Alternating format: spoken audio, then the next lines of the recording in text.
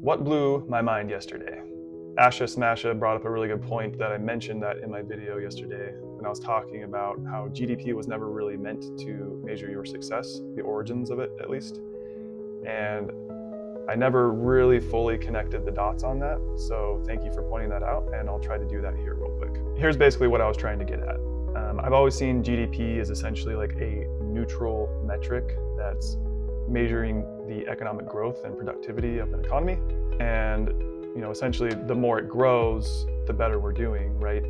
But hearing that GDP, or at least its early predecessors, were used to figure out how much the population could feasibly be taxed without breaking under the pressure, it kind of reframed it for me.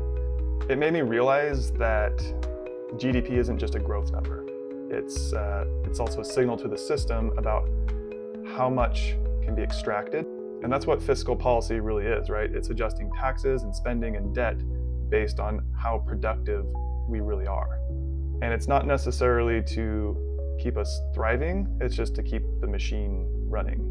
So that kind of hit me in a different way, just because I've never seen GDP as a reflection of my labor in this way, of my energy being measured for potential harvesting.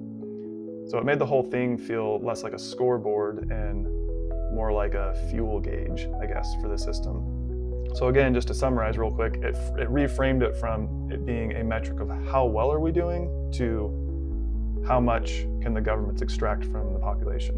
Like, that's kind of what the metric is used for, it seems like. So that's essentially what I was trying to express, and I'm still working through it for myself. And I do appreciate you asking me this, because it caused me to have to sit with it more and actually get clear and articulate what I was actually trying to express. So thank you again.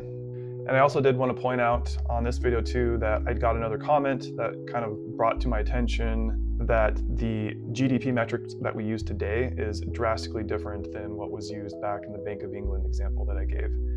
And that does make sense, and I dug into it more and learned some more about that, so I appreciate that comment too. I'm always just open to learning more and more, and ultimately though, what I'm looking at is the zoomed out perspective of what those metrics are actually used for. And I would say, even though they've changed a lot in the way that they're calculated and what they include in the calculation, the zoomed out perspective is still very similar. It's using this metric to guide fiscal policy, taxes, debt, spending, which all affects the population. So yeah, let's keep learning and growing together. Challenge this video, give me some more comments to make me think deeper, and I appreciate it. Thanks guys, see ya.